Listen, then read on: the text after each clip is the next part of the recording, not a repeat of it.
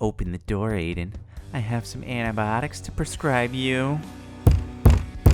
The red-headed man ignored the deafening impacts against the front door behind his back as he stared blankly at the box of ammo on the floor. 6 bright red shotgun shells staring back from within. Come back with me, Aiden. I'd like to keep you in my office overnight for observation. The first 2 shells easily slid into the loading flap, their distinct clicks barely audible amidst the cacophony of screeching voices from outside the foyer and the buzzing of flies from within.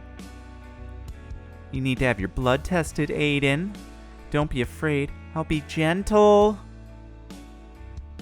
The final shell joined its companions with a resounding click. Despite his best efforts, Aiden felt his eyes irresistibly drawn to the barrel of the shotgun, its black emptiness tantalizing him with the prospect of a swift release.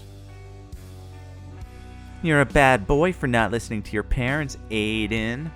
Their special pills would have cured you in no time.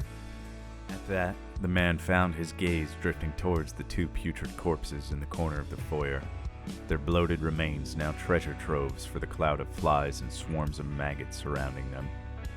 He tried to recall how long it had been. 5 weeks? 2 days?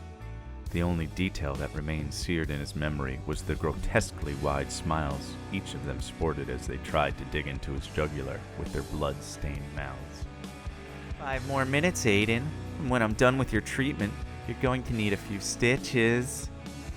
Aiden wearily looked up at the grandfather clock across from him. 11:55 p.m. He tried to recall how many times he had seen the minute and second hands of that clock reach that exact same time from where he was sitting. Too many to count, he reckoned. Far too many. An apple a day keeps the doctor away, Aiden.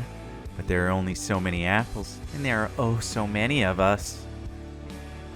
The man's eyes finally settled upon the apple core at his feet, traces of its reddish skin still visible near the top of the fruit. He could not help but weakly chuckle to himself as he recalled some of the headlines from the final news broadcast before everything went dark. Apples delay the horde from attacking you. Prices of Fuji apples skyrocket 6,700%. No one knew why it was so, and as far as he was concerned, it was far too late to figure it out. 1 more minute, Aiden. I'm going to enjoy giving you an extensive blood test. With a labored grunt, Aiden struggled to his feet with the shotgun firmly gripped in his hands. His faint chuckle turned to gut-twisting laughter, tears streaming down his face as he aimed the gun at the front door.